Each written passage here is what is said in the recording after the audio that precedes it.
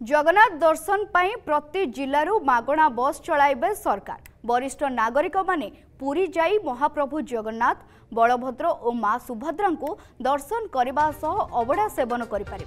मागणा बस सेवा आरंभ करने परिवहन मंत्री विभूतिभूषण जेना को मंच उपर निर्देश देले मुख्यमंत्री। बरहमपुर में आयोजित सुभद्रा योजना द्वितीय किस्ती प्रदान समारोह में घोषणा कले मुख्यमंत्री मोहन चरण माझी।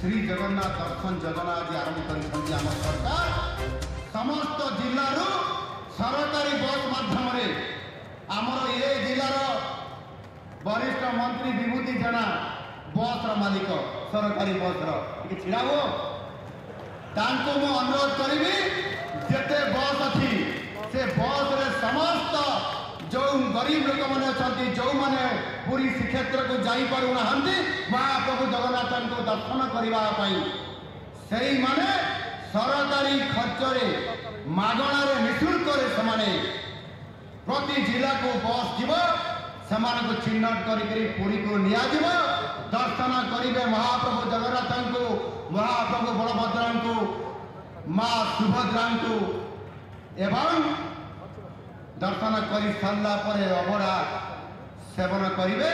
अबड़ा सेवन करला पुणी आउे आसिक घरे पशिबे। ये प्रकार आज आम सरकार निष्पत्ति।